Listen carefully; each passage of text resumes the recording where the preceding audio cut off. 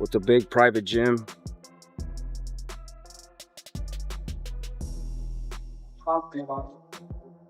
I know there's a lot of things that we could accomplish, and there's a lot of things that we could give back, not only to our people, but to our community. The first Benavidez boxing gym, the one in Burien, he paints them all himself, so he's a talented brother.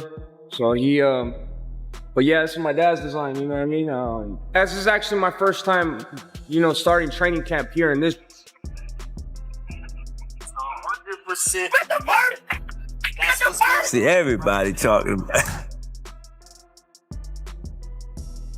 so that's boxing at its finest right there. You heard it. They said it. Make that bad. Everything on the line. You know, that's old school right there.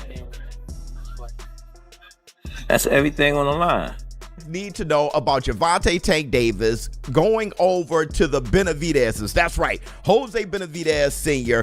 to coach him for his next fight in the fall. And we're talking about October, September at the earliest. Tank Davis and David Benavidez have officially joined forces for a major training camp ahead of their upcoming returns.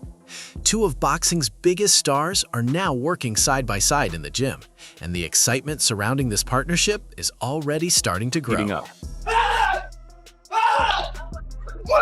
ain't gotta throw hard, bro. Just touch him. Throw like sevens, 6s or 7s. Throw hard when you got him. Yeah. But when everybody fresh, just touch him. Cause you a big presence, so you ain't gotta do a lot. You just jab, just get him in position, bing, bing, bing. All right, I'll be back to get that later. And just be patient. Your game will go up 30, 40% just on that. A lot of times what you do, you come in, you can see it.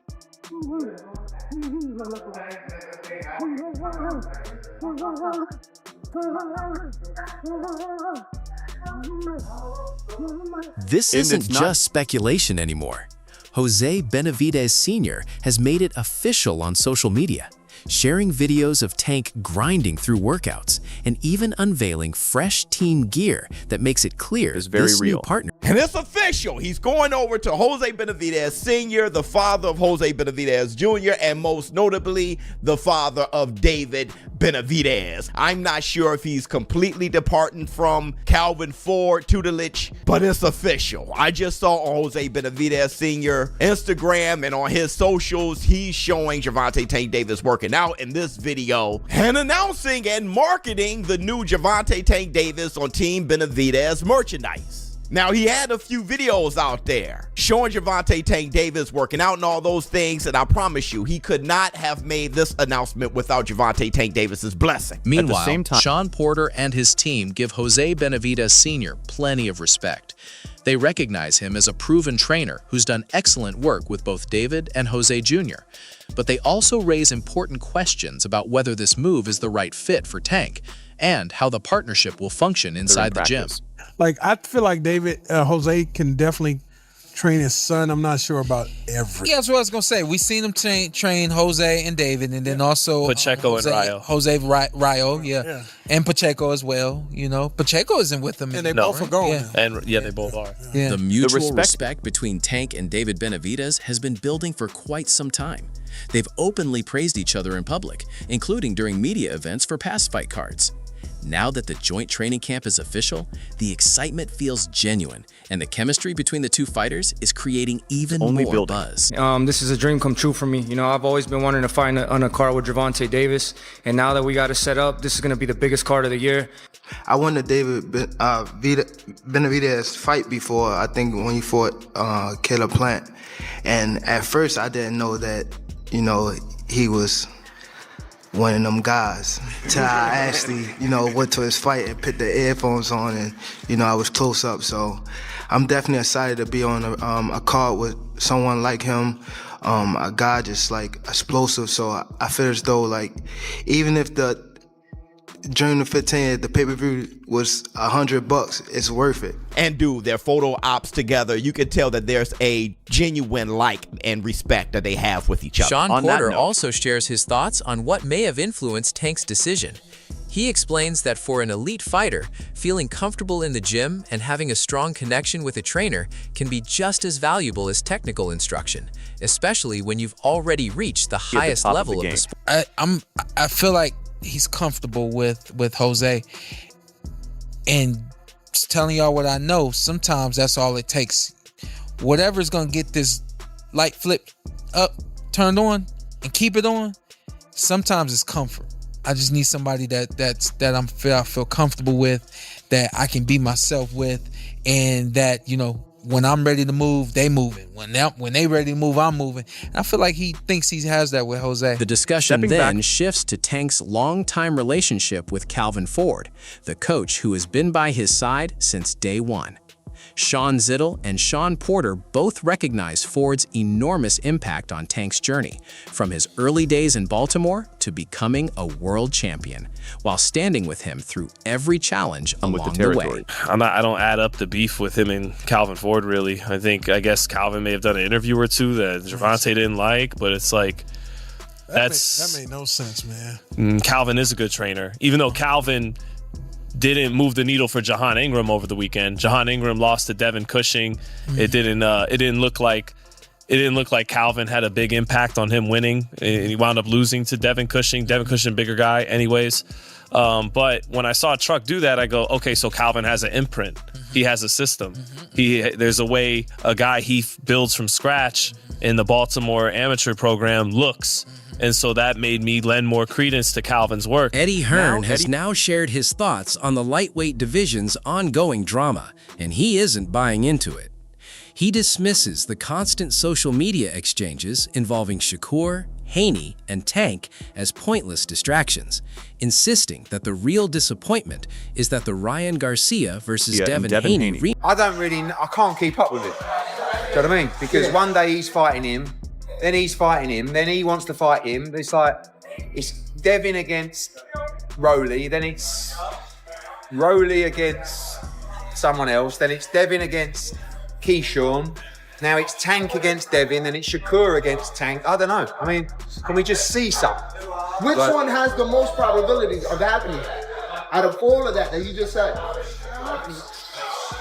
Shakur, Devin? Honestly, none of them. Eddie Hearn believes it's the biggest fight the lightweight division can make because of the history between the two fighters and the bad blood that still exists.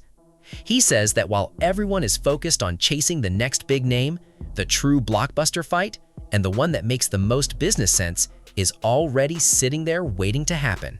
In his view, let me tell you this, right? The fight that should be happening. This is the most idiotic thing, that this fight is not happening. It's Ryan Garcia against Devin Haney. That is the fight with the narrative and the history and the beef, like the first fight, the drugs test, the fathers, like that. That's the biggest fight out there. Yeah. But the problem is, at the moment, these guys, and good luck to them, they want to price themselves out where the numbers don't work or exist. So the money that Devin would want to fight Tank. Schofield is accusing Tank of avoiding the toughest challenge, claiming the Haney discussion is simply a distraction designed to keep fans from asking the difficult questions. He insists that Tank is choosing safer options instead of taking the biggest risks, and he doesn't hesitate to call out what he believes is a recurring pattern of smoke and mirrors. It's a duck. A duck is a duck. He just needed a big diversion to make people believe and look away from him ducking his mandatory person. He ducked us before he had the Roach fight, too. He ducked us over a year. So a duck is a duck. That's all I have to say. Because if Keyshawn's supposed to be fighting Devin, why he calling out Devin? If he not moving up to fight Shakur, why he calling out Shakur? And he has a mandatory, so he preferred to give up his belt. So thank you. We have no problem becoming a world champion. The boogeyman left. He ran. So that's all that shit is smoke and mirrors. They've been calling each other out for years now.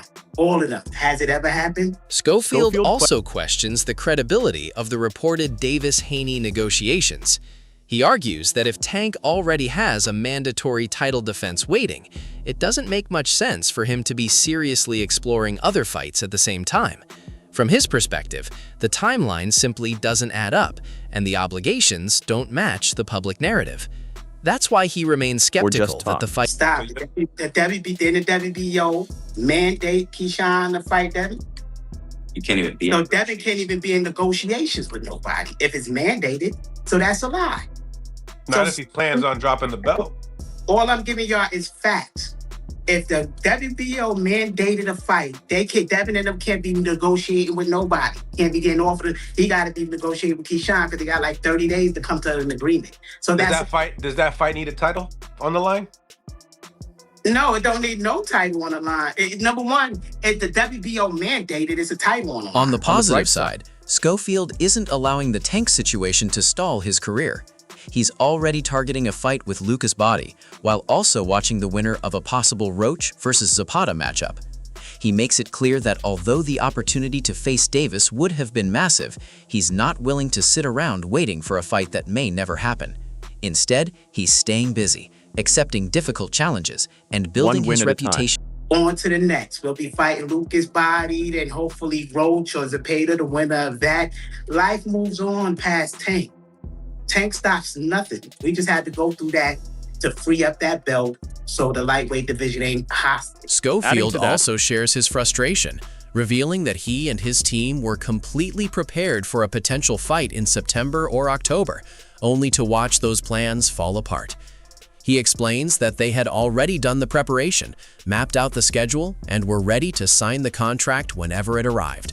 Instead, the matchup never came together the way they expected. It's a disappointing outcome for any rising contender. I'm not gonna lie. I gave Tank the benefit of the doubt. You know, I was like, yeah, like we about to fight. You know, we were shooting for what, September? September, October. Then, you know, my dad and team come back, they're like, hey, like, it's looking shaky right now. It look like he's not gonna accept the fight. Nah, he just probably just going through some stuff legally and all this other stuff. Come to find out, he's over here sending offers to Devin's team and stuff like that. So, like my dad, like I said, I was trying to give him the benefit of the doubt. My dad was saying, like, turning to the physical matchup, the host highlights the noticeable size difference between the two fighters, pointing out that Devin Haney often enters the ring weighing close to 180 pounds on fight night.